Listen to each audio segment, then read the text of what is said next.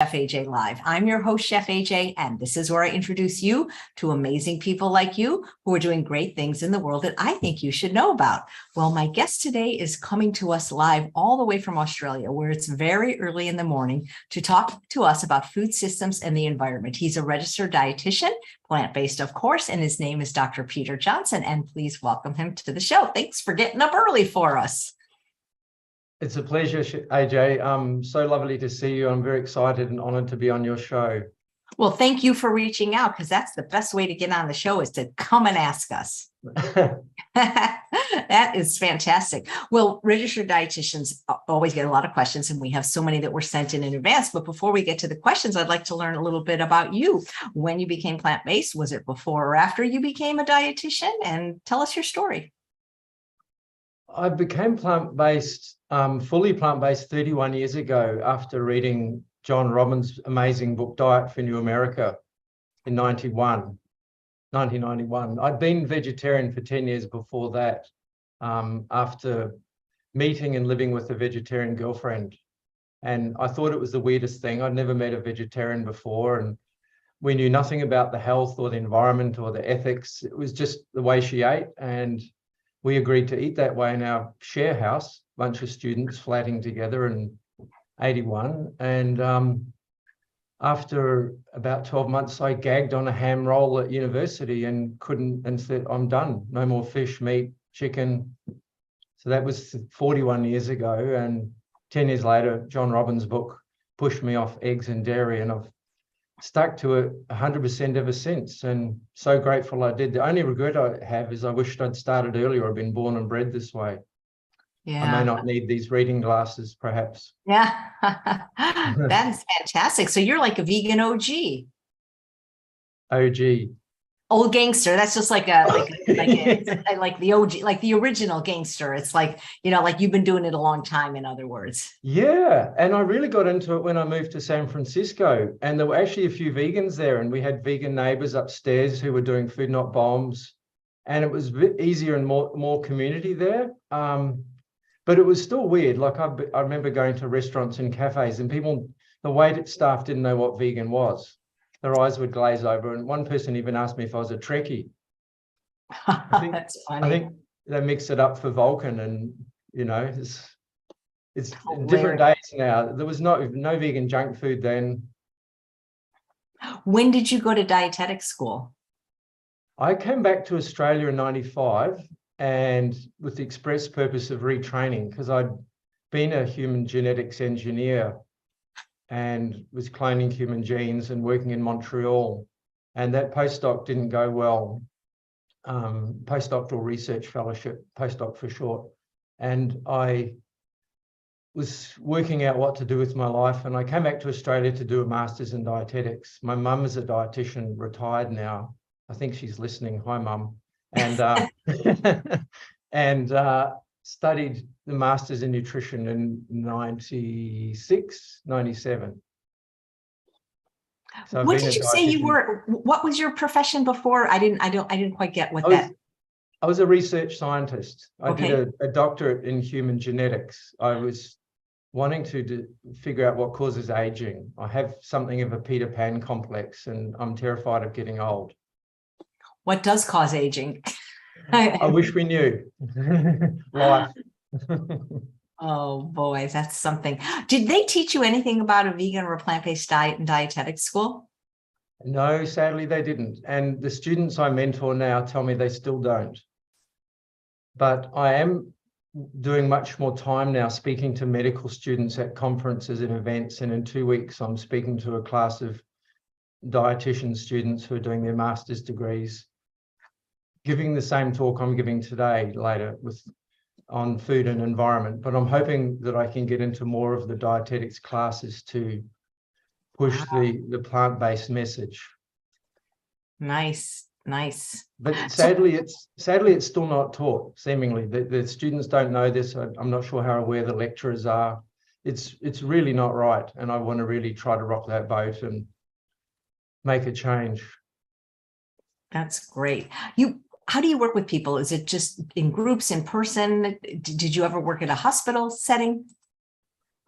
I did hospital placements in my master's degree, and I hated them because it was really band-aid stuff, and you're part of a big ecosystem without much freedom and flexibility or autonomy, and people are already very sick.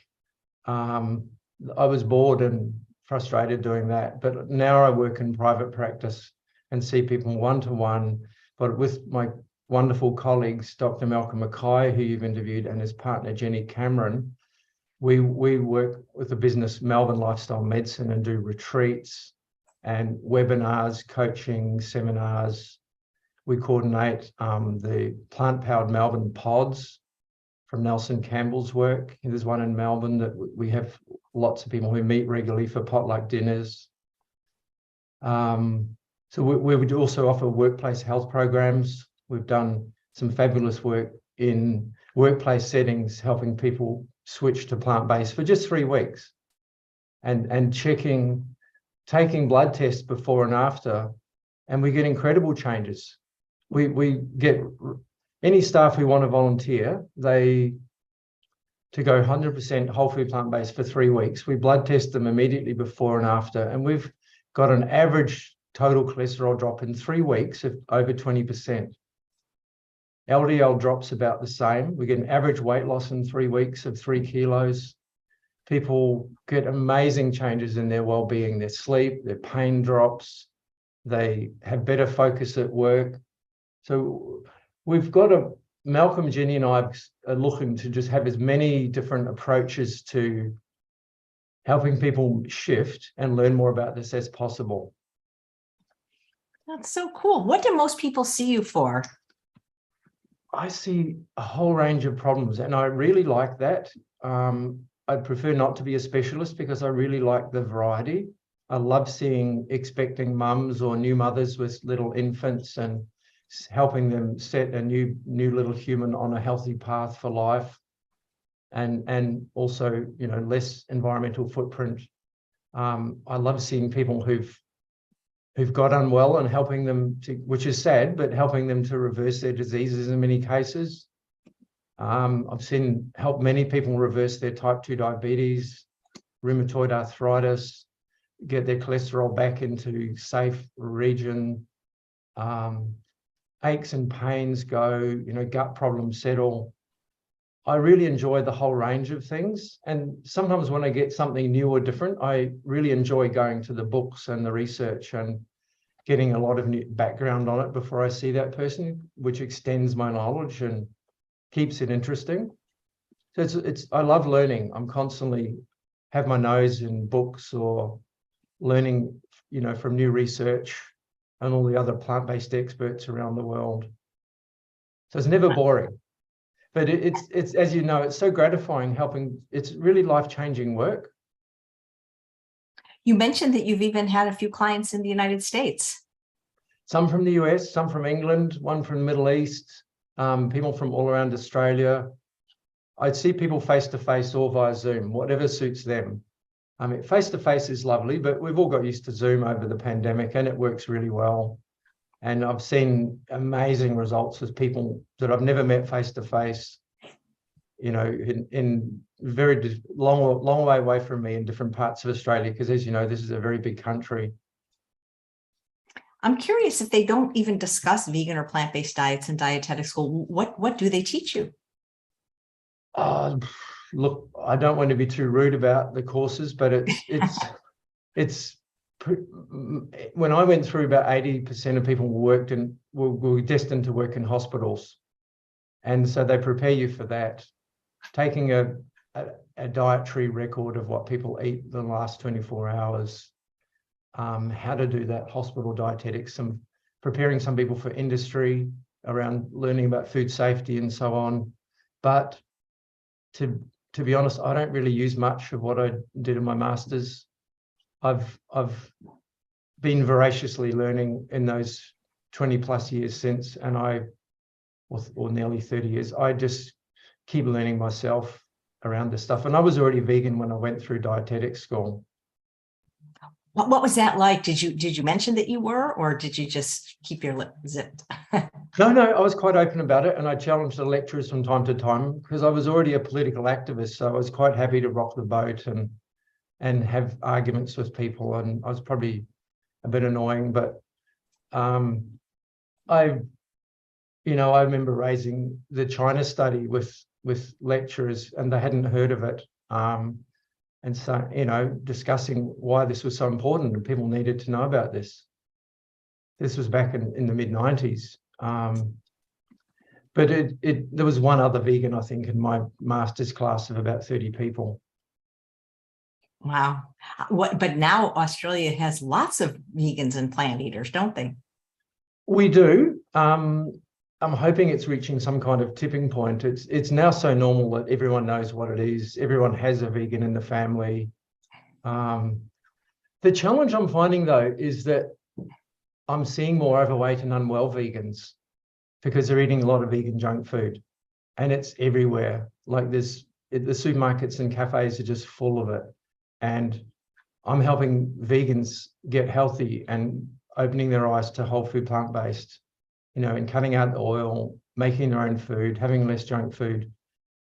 And there's not enough understanding of that yet. I think that's the next big frontier.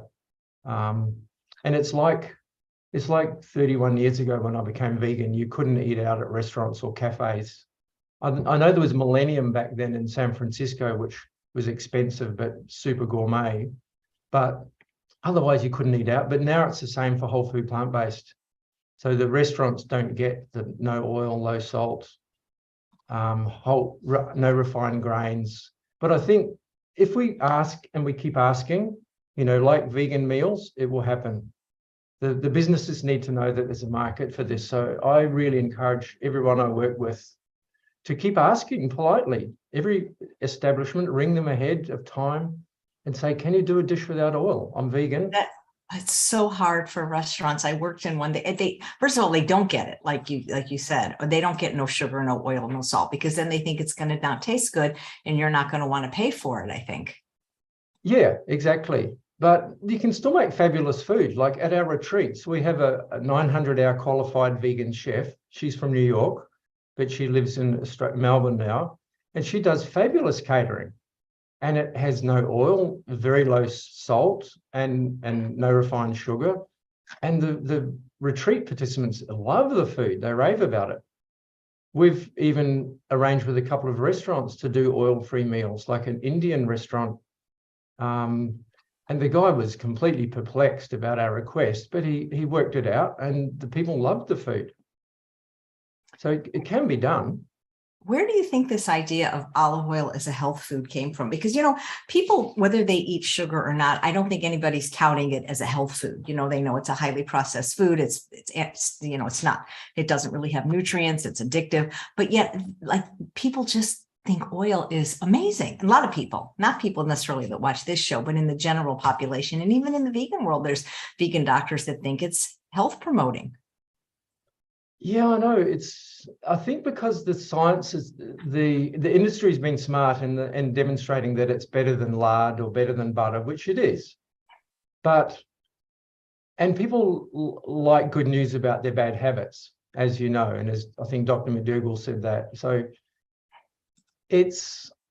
people cling to it like a security blanket in a way. They're psychologically challenged when you mention it's not healthy, and you get quite strong reactions from people. And as you said, no one disputes that white sugar is a junk food, but oil is in exactly the same situation, but worse in most ways, because it's more than twice as energy dense. I've done some numbers, and 20 grams of olive oil, which is, we have larger tablespoons than you, it's about a large tablespoon in Australia. 20 grams of olive oil is the same calories as 2 cups of blueberries, or 5 to 6 cups of broccoli. Now, it's an absolute no-brainer which is better for you. Like if you're eating that 20 grams of olive oil, you're either displacing the blueberries or the broccoli, or you're overeating. It's one or the other. You add that extra fat and you don't displace the berries or the broccoli, then you over consuming your daily needs and you'll get fat, which most people are overweight. Or you're displacing more nutrient-dense foods like the blueberries or the broccoli or beans or potatoes, which is detrimental because it's a lost opportunity to nourish ourselves more. So it's really not that complicated when you look at it. You don't need to go to the biochemistry, you just or complicated research about vascular flow or inflammation. It's just simply, if you include that junk food, you're pushing out foods that are more whole and more nutrient dense, or you're overeating. Yeah, absolutely. Is the obesity rate in Australia anywhere near the obesity rate in the United States? We tend to follow your trends very closely, sadly. So we're pretty similar, which is very sad. It's heartbreaking. Like America, most Australian adults are overweight and they have chronic disease. The last census data reported that half of Australians reported having one or more chronic diseases. And many of those people the ones who didn't report won't know they have a chronic disease because they'll have vascular damage, they might have prediabetes. So there's probably a lot more than is reported, because the census data was people's self-reported disease status. So we're not a world population, sadly. Is the processed food in Australia the same as the American processed food, or like, do you have your own version of like Skittles and M&Ms and things like that? We have some. America seems to have a lot more, and it's, when I am in the US and I go to somewhere like Walmart and I look at the processed sugary junk foods, I'm gobsmacked at how in your face they are and omnipresent they are. We have that stuff around and it's getting more prevalent, and the businesses know that this stuff sells because people are deep in the pleasure trap and they want the sugar, they want the fat and the salt and highly super palatable food, the refined grains, so it's everywhere you go. You fill up for petrol or gas, as you call it, and there's chocolate, Slurpees, chips, donuts. Oh, you have Slurpees. I could come to Australia. No, I'm just kidding. I haven't had a Slurpee since July 6, 2003, but that was my undoing, where what kind of grown-up drinks Slurpees for breakfast, That's interesting. Really? Yeah. I know. But this stuff is everywhere you turn. It's an obesogenic environment, and people find it a real challenge to stay off that food. Oh yeah, that's what I've been screaming from the rooftops for 10 years. And a lot of people, even in the vegan community, just don't believe that for many people, certain foods have an addictive-like process, and that's why they can't stop eating them. Exactly. Yeah. Yeah. Is food addiction talked about at all in Australia by any? A lot. Yeah, heaps. And I actually see a lot of people who acknowledge that they're food addicts. And I'm getting more referrals from people I've helped who are referring other people. It's a huge problem. And I think it's a problem that's underdiagnosed, and people don't realize that what they're dealing with is food addiction.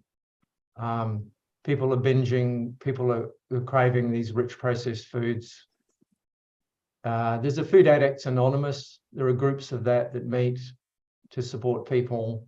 So people are more aware of this. And I help people with that. I, introduce them to the Pleasure Trap book and those concepts, and I've never met anyone who's addicted to broccoli or carrots. They're not addictive, so people can stick to those kind of foods. They can break out of this cycle of addiction. Yeah. Good to know. Good to know. Now, you call your website Perfect Human Food. How come? Well, I'm a Virgo. I'm not really into that astrology, but I'm a bit of a perfectionist, and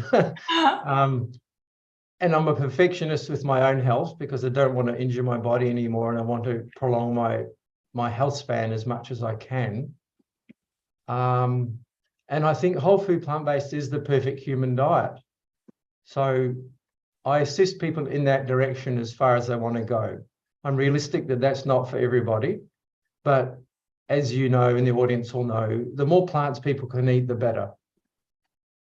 So to any extent they can crowd out the processed food and the animal food with eating more plants, then their health will improve. But I will support them as far as they want to go, all the way to what I would consider the perfect human diet, which is whole food plant-based. Nice. I know you prepared a presentation for us. Would you Yes. like? we jump in on it, or do you want to do the questions first? Let's do the presentation if that's all right. Please, I look forward to it. And see how we go. The presentation might, it's quite a few slides, but I can speed it up or slow it down as need be. We've got all the time you need. Thank you. How does that look? That looks perfect. Okay, good. So, so this is a talk about food systems and the environment. And I must say I'm very much in debt to Dr. Richard Oppenlander, who you interviewed earlier this year, I think. He's a wonderful, wonderful communicator, and I love his work. And it's also drawn on some of the work of Julian Cribb, an Australian author and science journalist who's done some amazing work. But it's a collection of a whole range of challenges to our food system, which are bearing down upon us. And I wanted to preface this by saying also this talk is quite grim. We're in enormous trouble as a species and ecologically, and we're going to have to really make some serious changes if we're going to avoid a catastrophic ending. So on that note, what is that? So this is about me. I've spent a lot of time at university and studying. I'm a voracious learner, basically avoiding getting a real job, I guess, for a long time. I'm on the Advisory Council of Doctors for Nutrition, which is an independent registered charity in Australia. This is a photo taken at our first conference in 2019. We have another conference coming up in next year in February, which I'll talk about in a sec. So Doctors for Nutrition has an advisory council with doctors and dietitians from around Australia, and some of the big names you can see in the bottom right from around the world, including Renee Thomas, who's Australian, based in Loma Linda. So this is our conference coming up in 2023, next February. The Sherzais are coming out to present, as well as Dr. Alan Desmond and Dr. Gemma Newman, who I believe you've had on from the UK. Renee Thomas is coming out, and Michael Greger and Caldwell Esselstyn will be presenting virtually. So highly recommended. This will be very exciting. I'm presenting as well as my colleagues, Dr. Malcolm Mackay and Jenny Cameron, talking about our retreats and our group programs. So a summary of this talk, as I said, we're in really big trouble ecologically and as a species.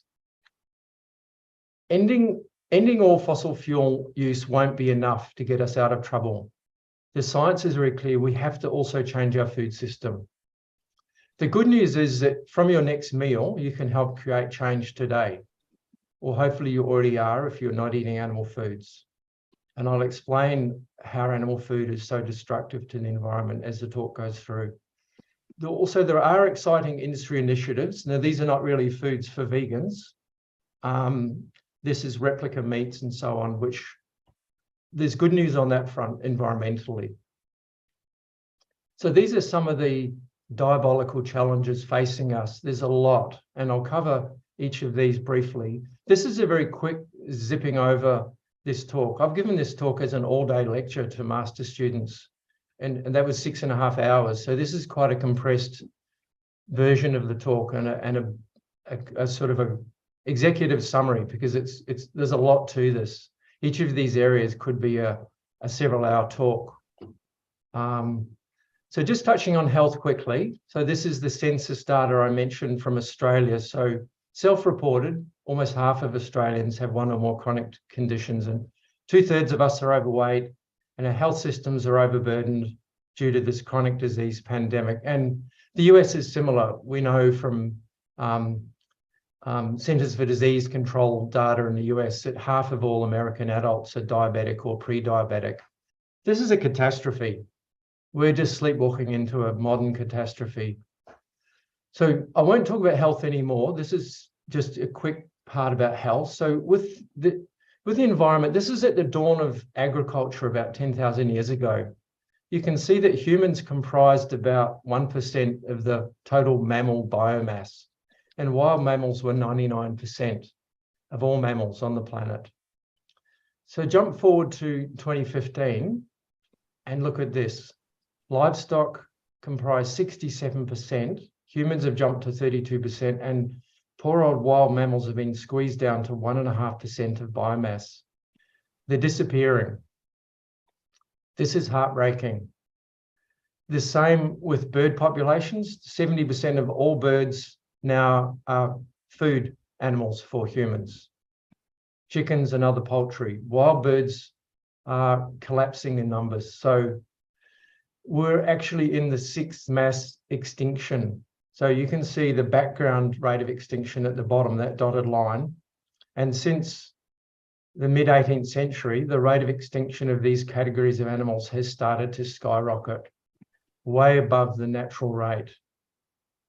And insects, I'll come to, are becoming extinct at a much faster rate again. This has been caused by many factors. So land clearing, this is in Australia. This is in 1 year, 90,000 hectares of koala habitat were logged. And this is put down to the beef industry. So there's the beef farmers clearing land for more grazing. This is our vital lungs of the earth, the tropical forests like the Amazonian rainforest, 11 million hectares of tree cover lost in 2021. Just 1 year. This is still proceeding at a crazy pace. And we're losing species that have never even been described. These are the lungs of the earth. This is heartbreaking. Insect population numbers are collapsing. I'm a bit creeped out by bugs, but like many people, but we need them. These are a vital part of our ecosystem. And if you're old enough to remember driving through the country in nighttime or dusk 20, 30 years ago, your windscreen would be covered in bugs. You'd have to wipe it every couple of hours. That doesn't happen anymore. We've had a 70% collapse in insect population and biomass since 1990. And they're predicting that insects could vanish within a century at the current rate of decline. And this insect extinction rate is 8 times faster than that of mammals, birds, and reptiles, which I showed you in that earlier chart. So they're vanishing at a really fast rate. And this is because of intensive agriculture, widespread pesticide use, particularly the neonicotinoids, which are really devastating to insects. It's really accelerated since these new pesticides. It's also from land clearing, lack of vegetation for insects to live in, and climate change. And this insect biomass is falling by 2.5% per year. Now that might sound quite small, but every decade that's 25%. The biomass is dropping by a quarter every decade.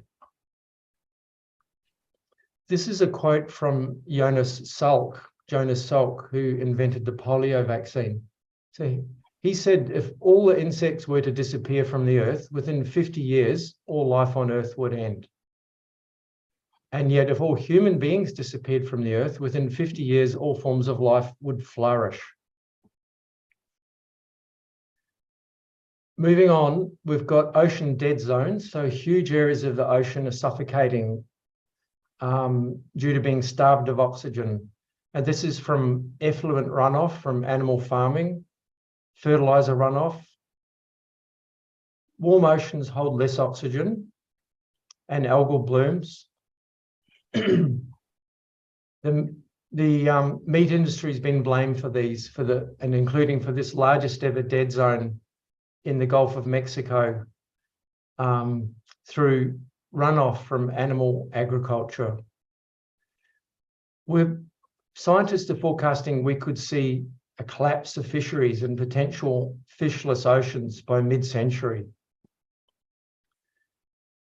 The estimates are that as many as 650,000 whales, dolphins, and seals are killed every year by fishing vessels. Now that might not sound a lot on a huge planet, but some context, there are estimated only 1.5 million whales left, and only 10 to 25,000 blue whales, and about 600,000 bottlenose dolphins, such as the one in the picture. So losing 650,000 of these is a lot.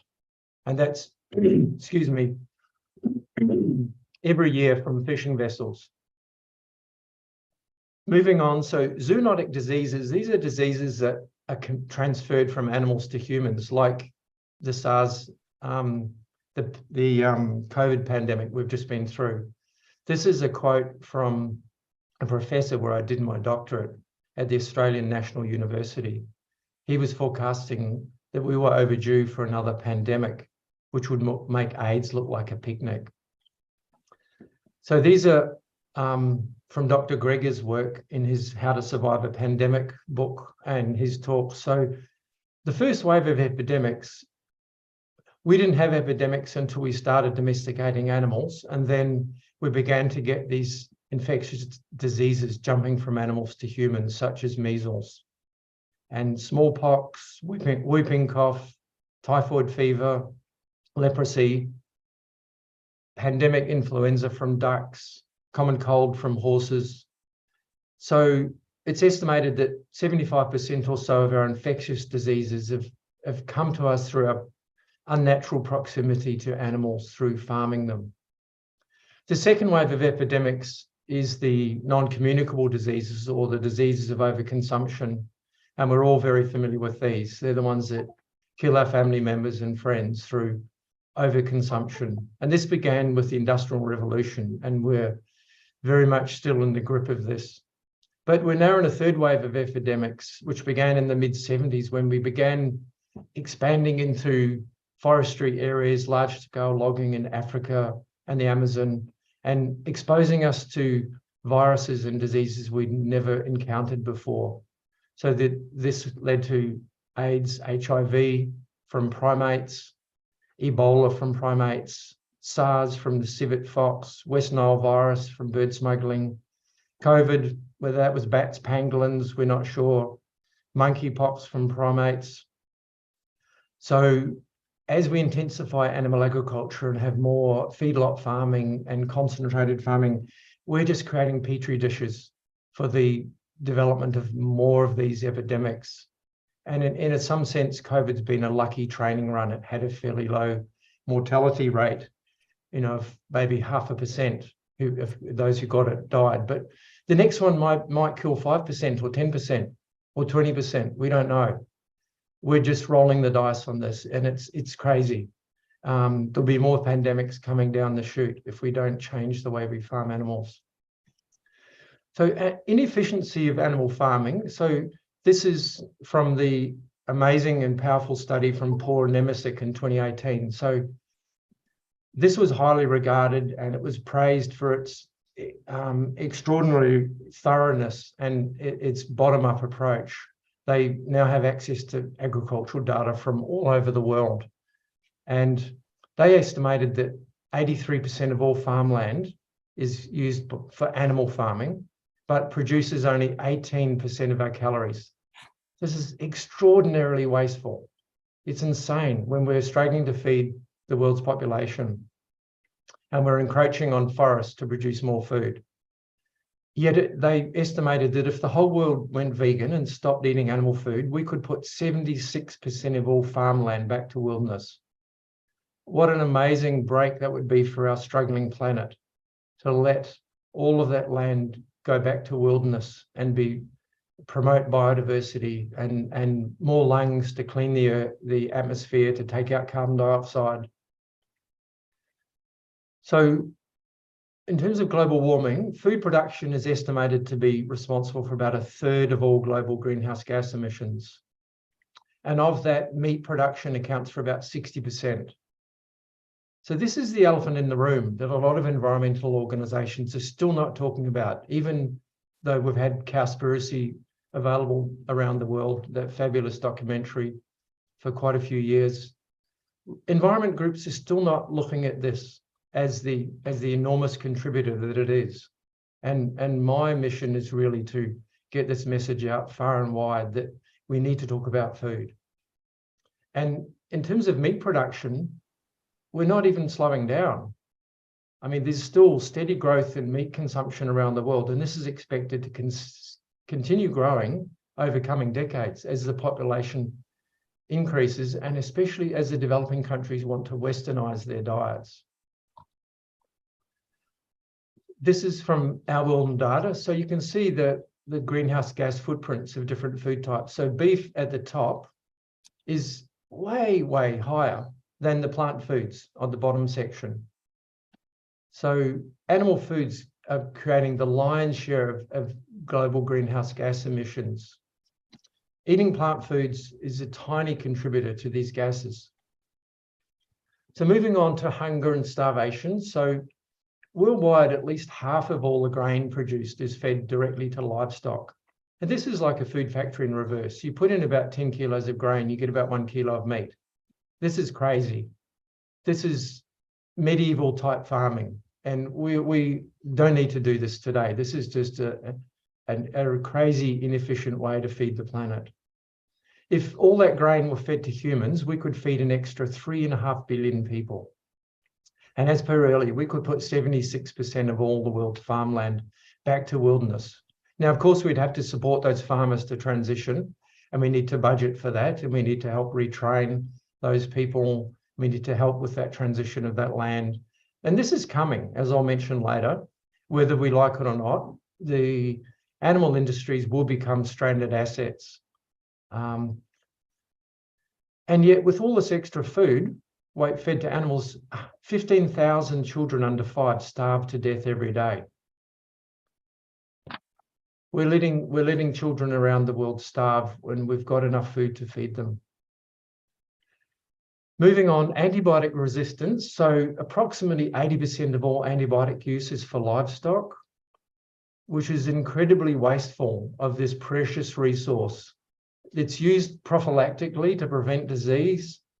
It's used as a growth promoter. And yet already around 23,000 people a year in the US die from resistant bacteria because of overuse. Because the more you use these, the more the bacteria develop antibiotic resistance.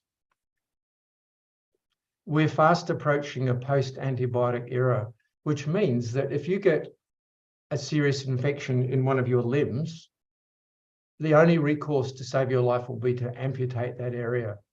We won't have these tools anymore if we keep overusing them, which is terrifying.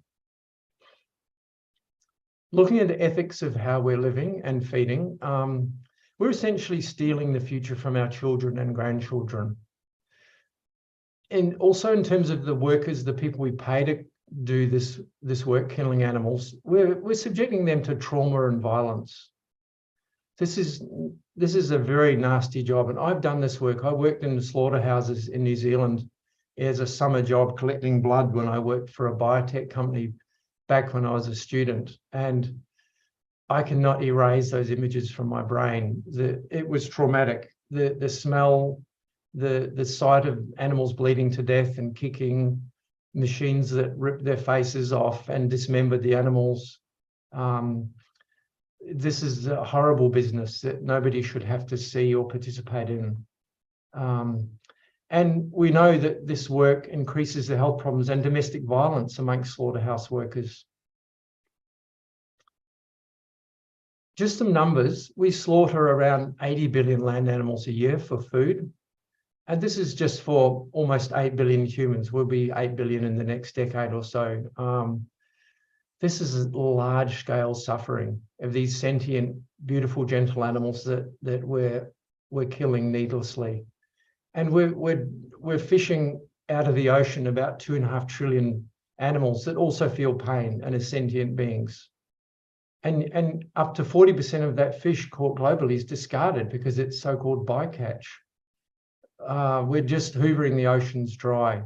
Industrial trawlers are drag netting across the oceans and hauling out everything in their path. Food security. Now, this is from the work of Julian Cribb, and this is really terrifying as well. We've got demands and constraints. So we've got about 1 million new humans born every 3 days, and they're living longer lives.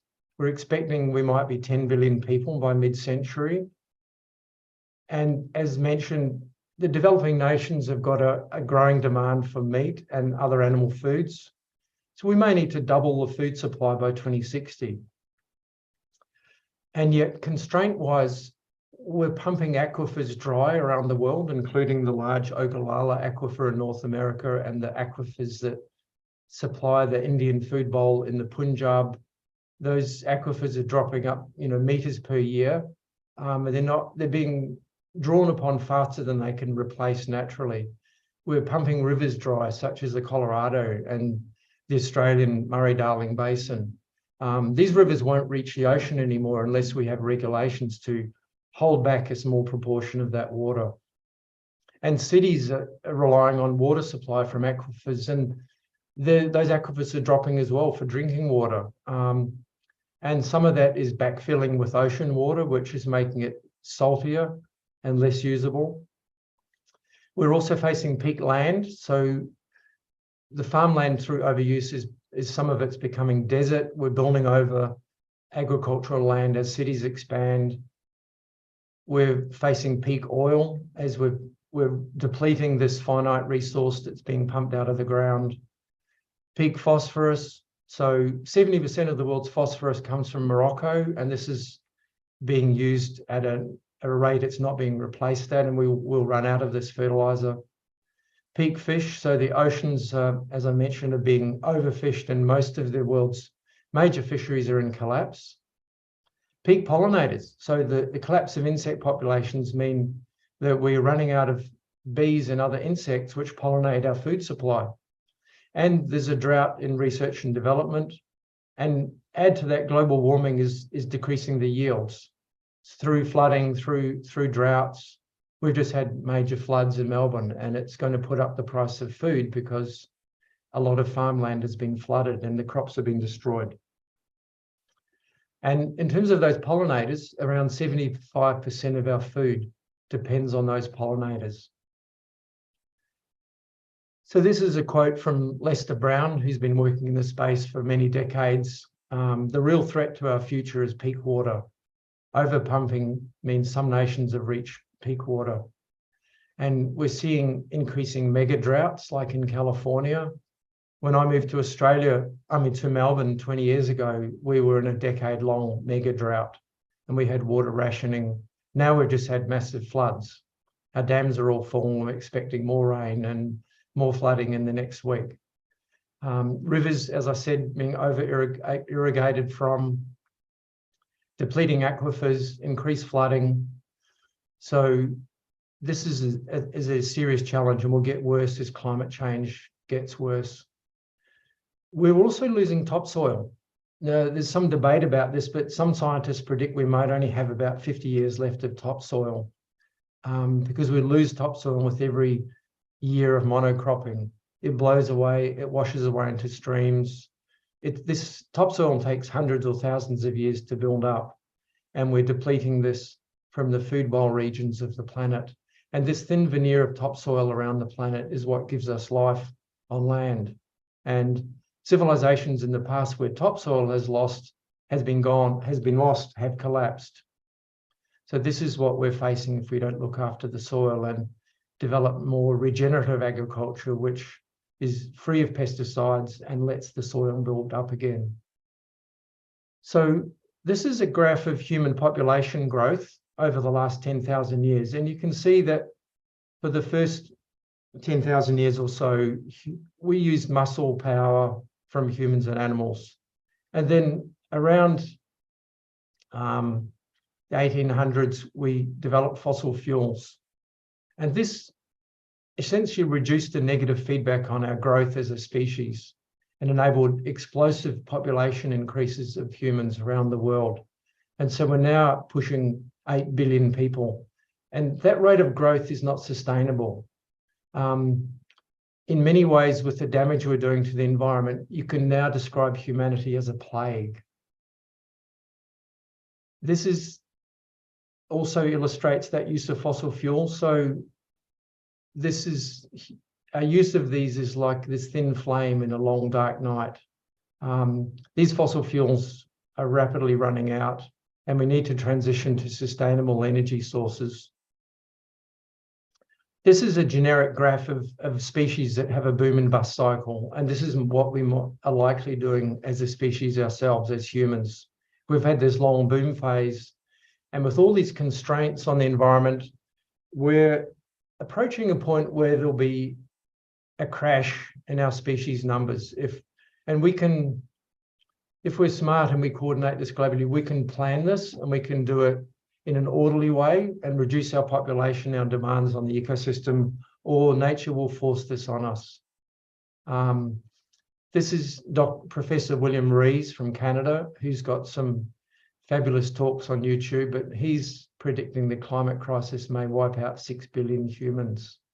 I'm sorry this talk is dark, but we do need to know this, and we do need to make changes. So we actually pay for animal food, which is way too cheap, 3 times. We pay at the checkout when we buy these products. We subsidize them heavily from our taxes, which I'll talk about more in the next slide. And we pay for the cleanup cost to the environment. These externalities are not built into the price of the meat and other animal products. The farmers don't pay for the health bills. They don't pay for the cleanup. We do as taxpayers.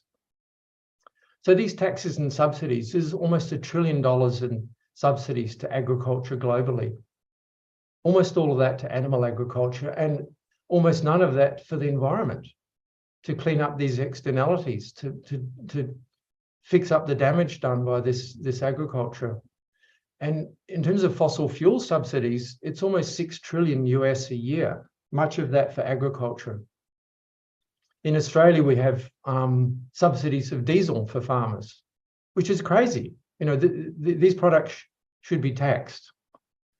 We should be subsidizing farmers who are regenerating the soil, producing healthier food and cheaper plant foods, and we should have taxes on animal food to capture these externalities of the environmental and the health damage. Like in the US, your health costs are coming up towards 20% of gross domestic product.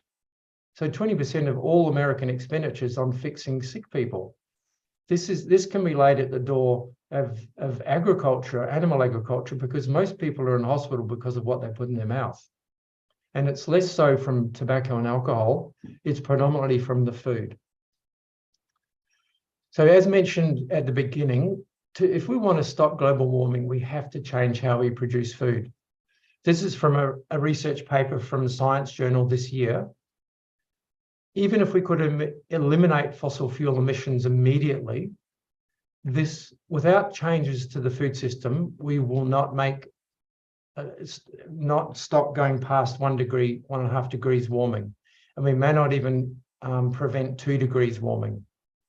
And if you understand the climate science, the 2 degrees warming is pretty catastrophic for us as a species. We do not want to go there if we can help it. And we're close to 1.5 degrees already. So we need major changes in food production methods, and we need this pretty urgently. This is a huge study released in 2019, the Lancet Commission, 31 also experts from around the world gathered together to advise on the best diet for human health and environmental health. And this was their takeaway message. Food is the single strongest lever to optimize human and environmental sustainability, human health. The single strongest lever. This is from this year's IPCC report. So this is the baseline of 0 is I don't know if you can see my cursor here, but this is the standard Australian or American diet. So Mediterranean diet's better because it has more plant food. But look how much better it is to have a fully plant-based diet. This is mitigation of greenhouse gases, so hugely beneficial. So this is from world climate experts saying we need to shift towards more plant-based diets. They're starting to scream this from the rooftops because they know the science and they can see the heavy footprint of animal agriculture. So this is going back to the study from Paul and Nemesek I mentioned earlier. So this was their takeout. Avoiding meat and dairy is the single biggest way to reduce your impact on Earth. And animal agriculture is just so inefficient and wasteful. We really need to shift from this mode of production. So really, every time you spend any money, you're casting a vote for the kind of world you want. It's really important to think about that. What kind of planet do you want for the rest of your life and for your children, your grandchildren? Each of us has to think about that. And And this is power we have. You know, we can't change government policy or get laws made necessarily, but we do have power with our dollars. We need to take that seriously. What can you do? Well, every time you have a meal, you can have a delicious meal like this and leave out the animal food, or a meal like this, or one like this. Or, given that we're approaching Thanksgiving and Christmas, you can prepare the turkey differently. We don't have Thanksgiving in Australia, but I'll read this to you because I think this is delightful. This guy, Lunik, is a local cartoonist here, and he's an absolute gem. So how to prepare the turkey. Approach the turkey calmly and steadily. Speak gently and frankly about your intentions. Sit quietly and listen to the turkey. You might hear something you hadn't considered. Be prepared to alter your plans. Don't push the discussion too hard. Take a break and arrange a further meeting, perhaps in a small cafe, somewhere cheery and relaxed. Stroll together along a beach, through a park, down a cobbled lane, continue to talk and listen. A strolling conversation is more real. It has a special dignity, has a poetic outcome. Sit side by side and watch the sunset, watch the stars come out, travel together and tell each other of your dreams. Open up your hearts and take comfort in being together. You will not have Christmas dinner, but so what? You'll have peace, divine fellowship, and most importantly, a feathered friend. How delightful is that? I love this cartoon. So I send this to people here around Christmas time, my patients, and just to say, there's another way to prepare the turkey. You don't have to support the slaughter of these gentle, beautiful creatures. Something else you can do. I heard about this app recently. This guy's the grandson of Charles Darwin. He lives in Australia. And I think, and he was interviewed recently on a podcast, a fabulous podcast by my friends called the Lentil Intervention, which I highly recommend. So this app on your phone, and they've dug into the research to get these stats. So, for example, if you have 2 meat-free meals a week, this will do all these things below in blue. It'll add to your lifespan. It'll take 10 cars off the road per year, saves all these fish, chickens, helps with chronic malnutrition, saves 600 bus loads of water, 3 tennis courts of marine reserve saved, 3 tennis courts of forest. This is just 2 meat-free meals a week for a year. So if you went fully plant-based and had 21 meat-free meals a week, you can multiply this by 10. So this lets you calculate as a cumulative total the positive impact of avoiding just meat. So this can be quite incentivizing and rewarding. So moving on, I really like the work of this San Francisco think tank called Rethink X. Their Food and Agriculture report from a couple of years ago says that we're on the cusp of the fastest, deepest, most consequential disruption of agriculture in history. Now, this is driven by business. This is not reliant on government policy, on politicians seeing the light. This is money. This is business talking. And this will happen regardless of what government does, because there are multi-billions of dollars being invested in precision fermentation and alternative meats like Beyond Beef and Impossible Foods, many different replica animal foods. And again, these are not for vegans. We're not the target audience, but this will switch people who are meat eaters over to these products because they'll be as good as or better than and cheaper than and safer than, because they won't have bacterial contamination and fecal contamination. And this will undercut the foods from actual animals. So they're estimating these fermentation products will be cheaper than animal foods by 2030. They have a massively lower environmental footprint, like 95, 99% lower. So they're estimating that by the end of this decade, animal agriculture will be bankrupt. And these industries will be stranded assets. Now, again, we have to support farmers that this is coming and that they need to transition, and we have to support them financially to retool and put their land back to wilderness, many of them. And this will be heartbreaking. There are generations of farmers, and I feel for them, but this is coming regardless of government policy. There are billions of dollars being invested in this around the world. And this is already happening. We can see this happening. In Singapore, they've already legalized these foods, and you can buy precision fermented chicken products in Singapore. This is Boston Consulting Group this year saying plant-based meat is by far the best climate investment. So non-animal proteins can play a critical role in tackling the climate crisis. And these are just some of the multi-billion-dollar investments happening around the world. So meat industries are now calling themselves protein companies. And this focus on protein is kind of misguided because we know that a whole food plant-based diet, you cannot design it to be protein deficient. Even potatoes have more protein than we need, but this is still good. These are not foods I'll be buying, but they're foods that will switch omnivores and meat eaters over to these replica foods and will give the environment a break and the animals a break. So this is really a win-win. They're not necessarily healthier, but it's going to save our planet.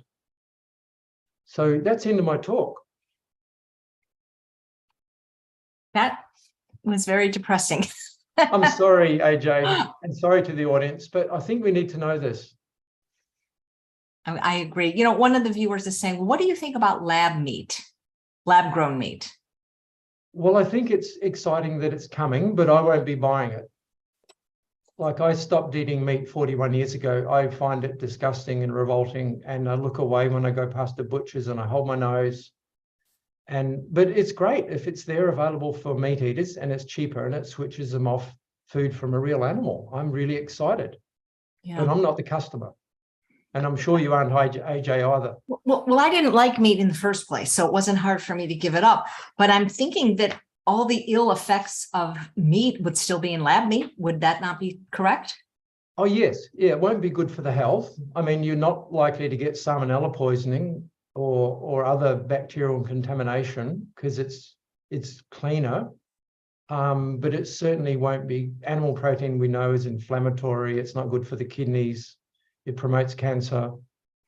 The saturated fats, the cholesterol are not going to help anyone. But if they're not eating food from a real animal, that's still a big win for the planet. No, and I agree. I mean, because it's definitely, even though there might be one cell from, one animal, it's still going to be a lot more humane, I believe. Yes. Yeah. They can take a biopsy of like a sesame seed size and they can use that indefinitely. So then no more animals need to suffer. And they can keep for that reason. And also will help the environment too, won't it?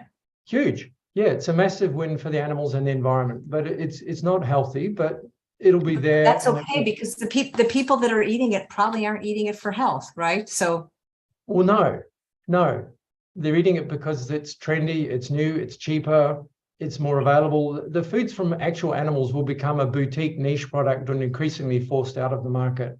Wow, I understand why people love processed food because let's be honest, it's delicious. I mean, it's not good for you, but I was addicted to it for years. But I never understood the animal products because you need plants to make them taste good. Like very few people really eat raw meat.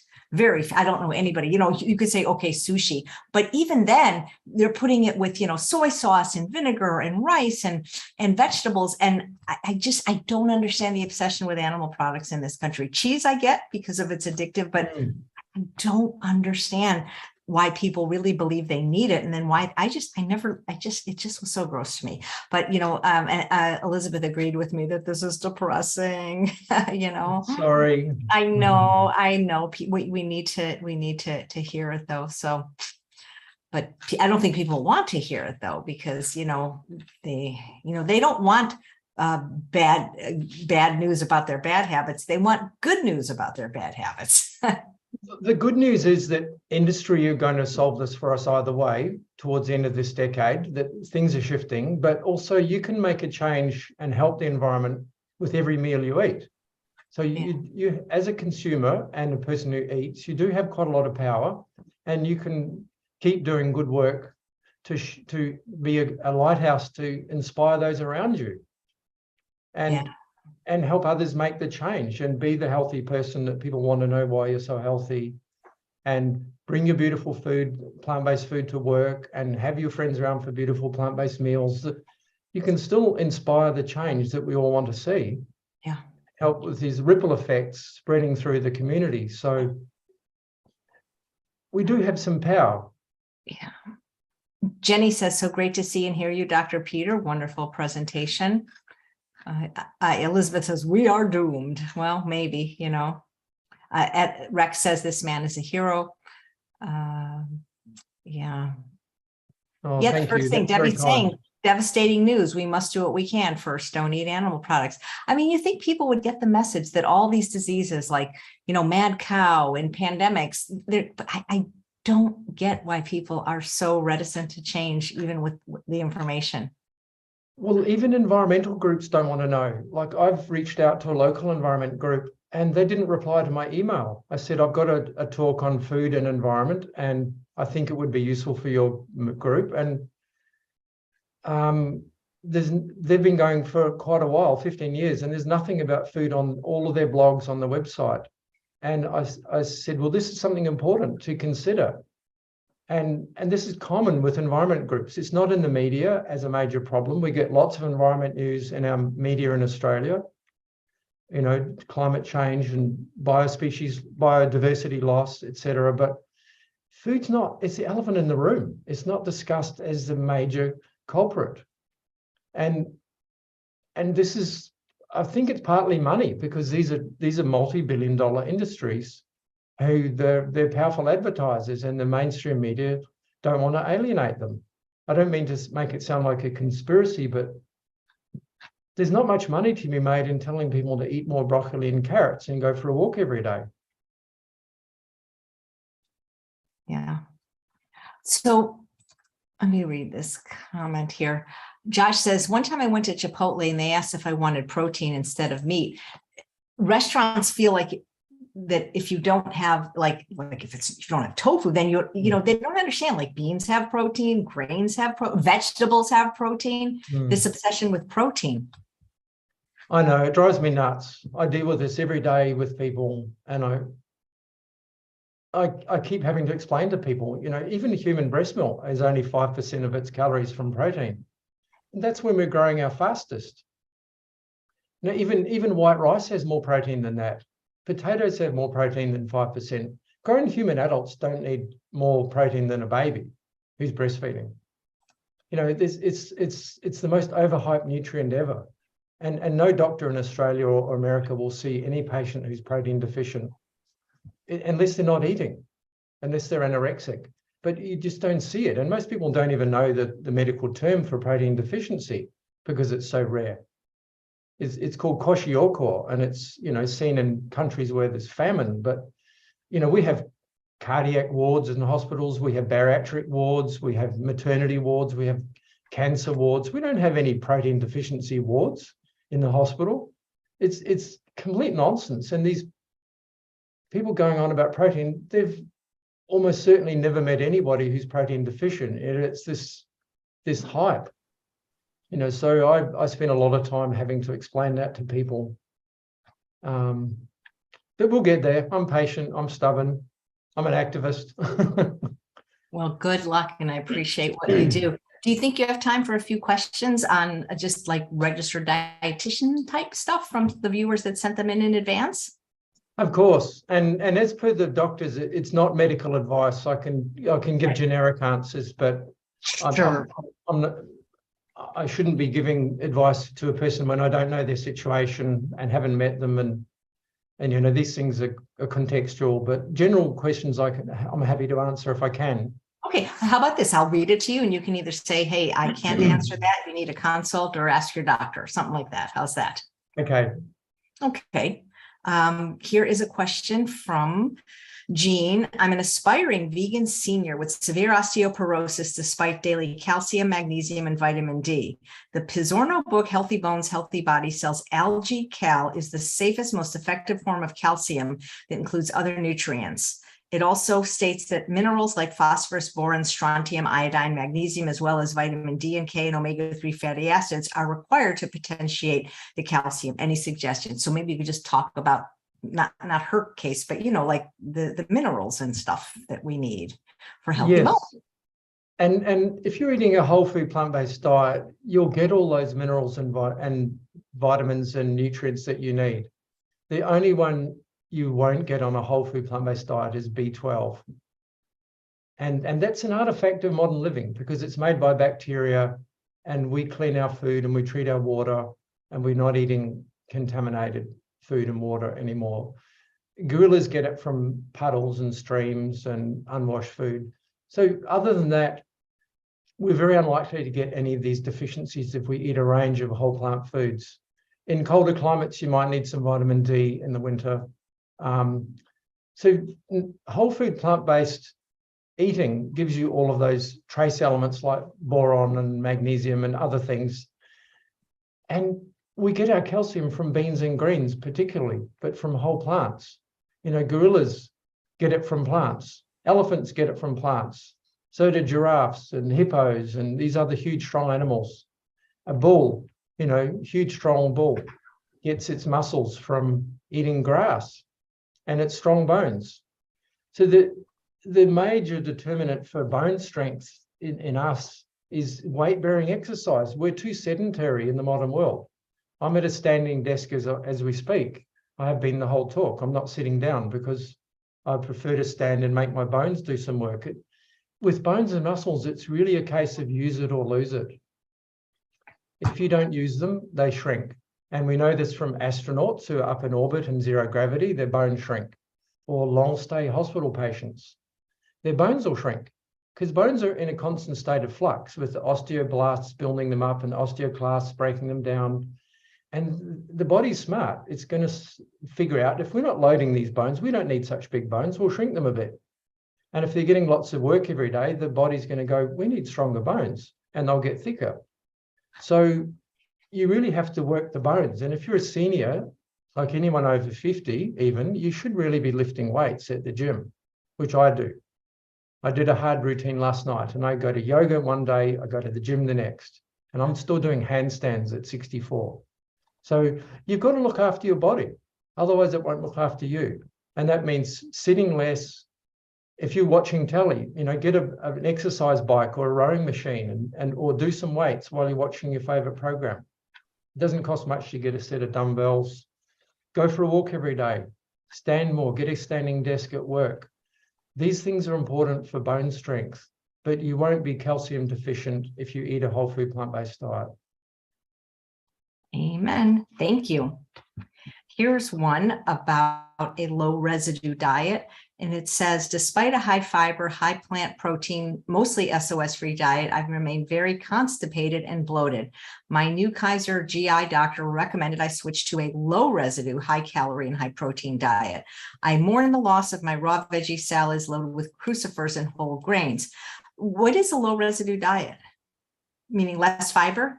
Less fiber, I'm guessing. I definitely wouldn't support that. And I would say seek the support of someone like Dr. Will Bulsiewicz, who has described people can be constipated and it can take some time to unblock that, even if you have a high fiber diet.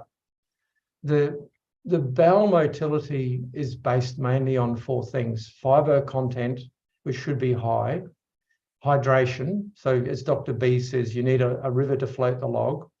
I love his communication style. He's such a funny guy. You need movement. So we need to be moving through the day to help the peristalsis of the gut. That's the squeezing muscle of the gut muscles that move things through. And if you've got high stress, that can block you up as well. So there could be a number of things at play, and it's worth trying to optimize all those four things. So fiber, hydration, movement, and stress, and seeing if that sorts it out. Otherwise, you may need to see a good gastroenterologist or a plant-based dietitian, but I certainly wouldn't recommend a switch back to low fiber, energy-dense animal foods. That's going to have other much more severe negative consequences over the medium and longer term. Yeah. So Roseanne says, wonderful presentation. So thank you, Dr. Johnston. And yes, you can share this presentation right now. It's on YouTube as we speak. You can share it in real time. And I know that Dr. Will B isn't doing private consults, but he recommends another wonderful plant-based GI doctor who can work with anyone virtually. Her name is Dr. Vanessa Mendez. Yeah, and there are more of them. Dr. Alan Desmond in the UK. So we're starting to see more specialists and medical practitioners who understand this science and can help people with these particular problems and get you back on the healthy track. Yeah. Here's something I hear quite a bit. Any advice for someone with serious sensitivities to onion and garlic? Because they're used to flavor a lot of our whole food plant-based recipes.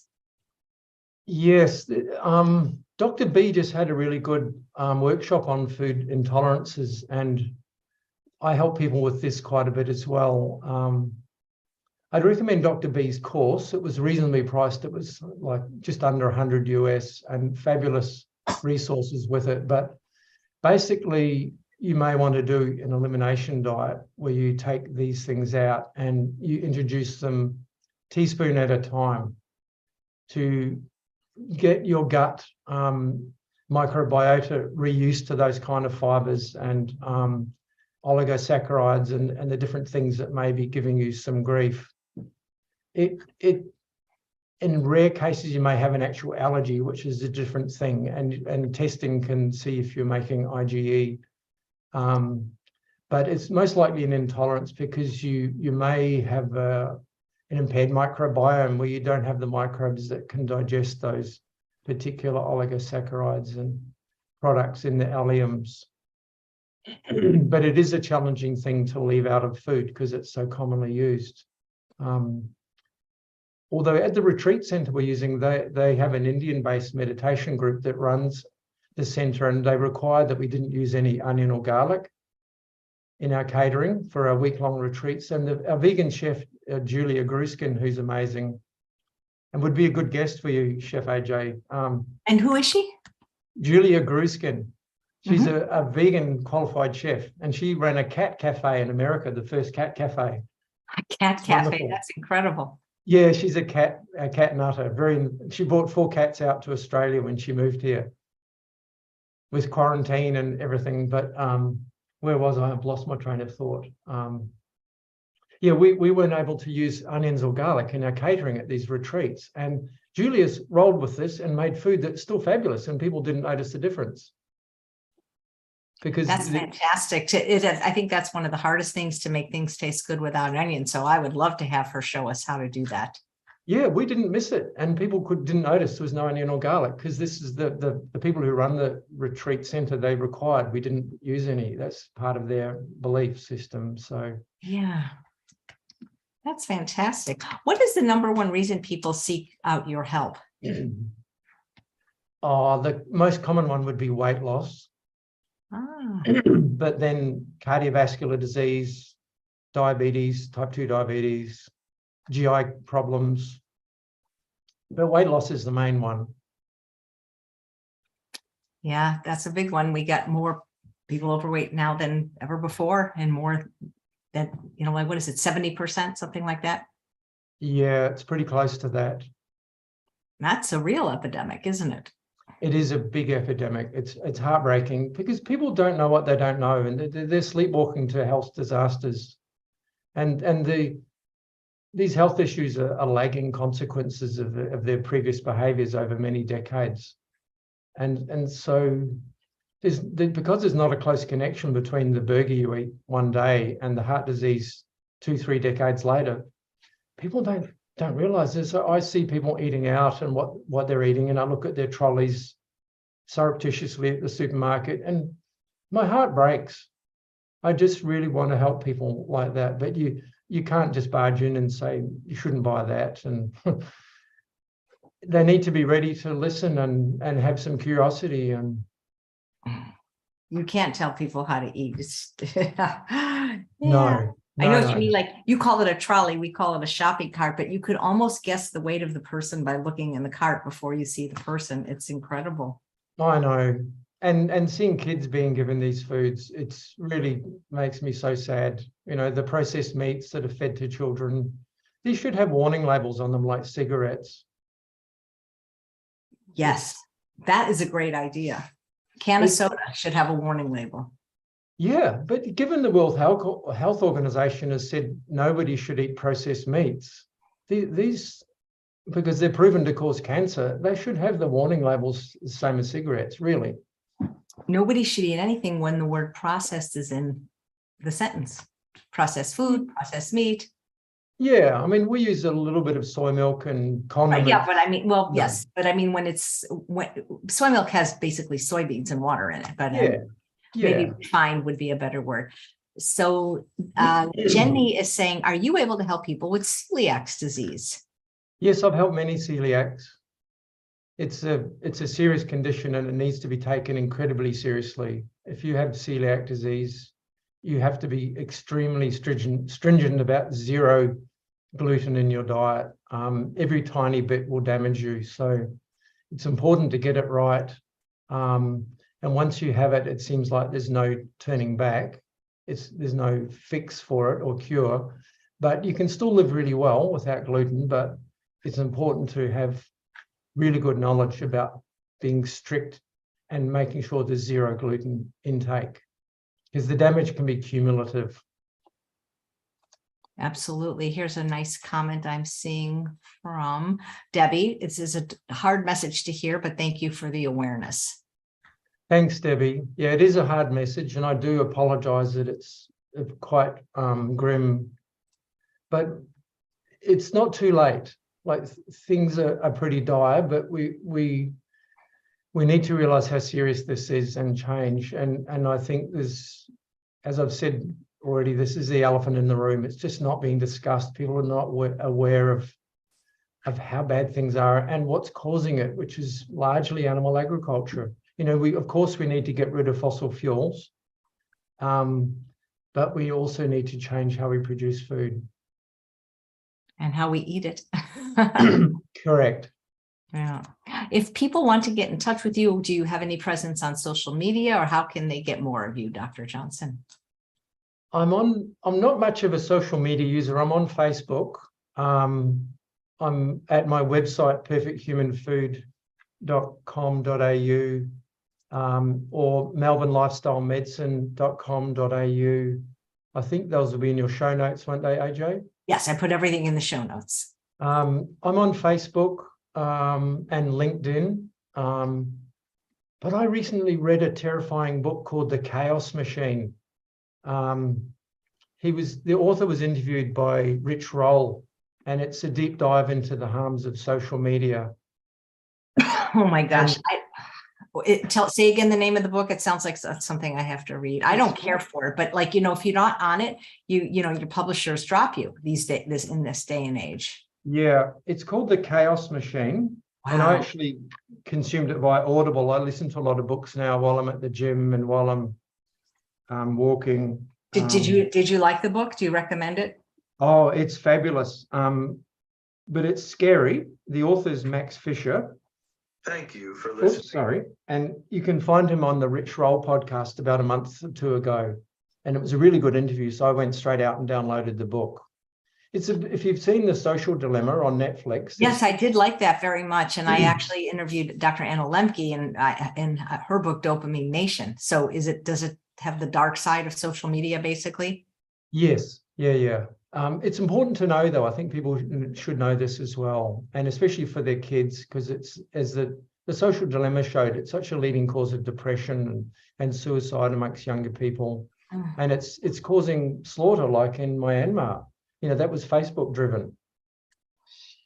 And the conflicts, the polarization in the US between the Republicans and the Democrats, like, this is an unbridgeable divide almost now and could lead to civil war. And social media is fueling this. So, well, thank you. I mean, not thank you. Again, you really are the bearer of bad news, even the bearer of bad news books. But I you know what I'm saying? I appreciate it. But, like Susan says, thank you, Dr. Johnston, for presenting these issues. It can't all be happy, fun, tasty presentations. We need to be adults and be realistic.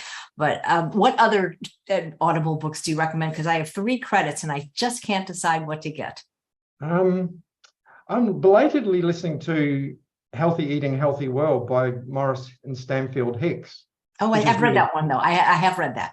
Yeah, really good. Yeah, he's been on the show. He's wonderful. Colin Campbell's books I love, Dr. T. Colin Campbell. So I've listened to those on Audible again after reading them. Yeah, I've listened to China Study on Audible, but I haven't listened to Whole on Audible. And of course, I can't highly recommend enough The Pleasure Trap which has a terrific narrator. Yep, I love that one. I think that is the book that explains why we're doing all this stuff that's harming the planet because of the pleasure trap. Because if there wasn't some benefit, people wouldn't do it. Yeah. And I think even though that book's almost 20 years old, I still think that's probably the most important health and well-being book I've ever read. Yeah, I'm sure Dr. Lyle and Goldhammer would appreciate you saying that, and I will tell them. Debbie says, what do you like to do for fun? I do yoga. I do windsurfing. I speed sail. So I compete in speed sailing. We sail up to 80 kilometers an hour in gale force winds with helmets and padded vests. It's kind of crazy, but You're it's like a really, little daredevil, aren't you?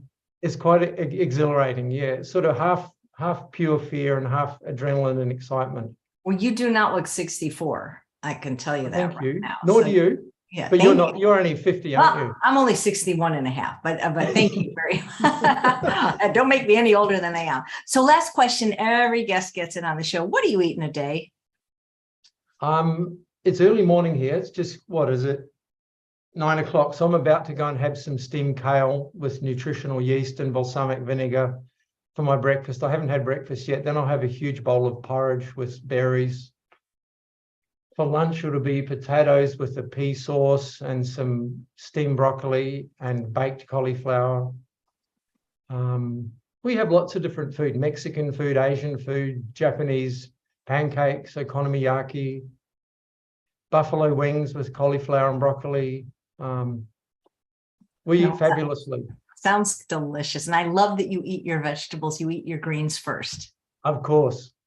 That's great. Well, this was such a pleasure hearing. Well, the presentation wasn't the greatest pleasure, but getting to know you was, because it is depressing, and sometimes you feel like because those of us that are doing this are, like, what more? I can't be any more vegan. You know what I'm saying? I can get the information out, but I find that when I do animal rights or environment on this show, people don't want to hear as much as they want the recipes and the medical stuff. But that's, you have to be aware of what's going on, guys.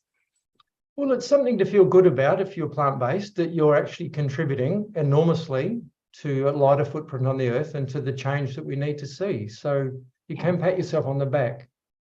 Yeah, but Elizabeth's saying she'll share the presentation, and that really helps. So basically, eat the change you want to see in the world. Yes. That's great. Well, thank you so much, Dr. Johnston. This was really helpful. A pleasure. Thank you for the opportunity, and thank you to the audience, and keep doing the fabulous work, AJ. I sure will. Thanks. And thanks all of you for watching another episode of Chef AJ Live. Please come back tomorrow when my guest is the fabulous Melissa Sherlock. She's been on the show before, and you've asked for her to come back.